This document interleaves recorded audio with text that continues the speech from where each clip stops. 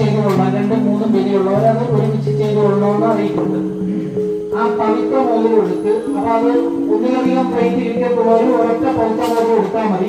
ബാക്കി പവിത്രം ഇരുന്നോട്ടെ. അത് അവസാനം അഴിക്കാൻ പറയുന്ന സമയത്ത് നിങ്ങൾ അഴിച്ചാൽ മതി. കുറഞ്ഞു കഴിയുന്ന മോതിര വിരലില് അതങ്ങിട്ടുള്ളൂ. പവിത്രം പാവോ ബലം സൗഖ്യം ഇത് ശ്രാദ്ധ ക്രിയാർഗം വെച്ചാൽ മതി. ബാക്കി മൊത്തത്തിൽ എടുക്കാം.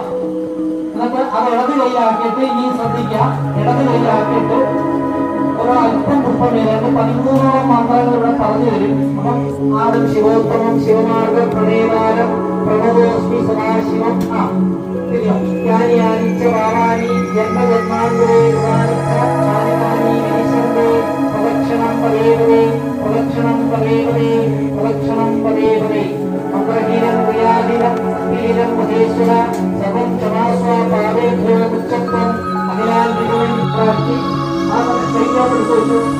ആ സമയത്ത് ഈ പ്ലേറ്റ് പുഴയിലേക്ക് ഇടാൻ പാടില്ല. ആ ഇലയും പിണ്ടവും മാത്രമേ ഇടുക.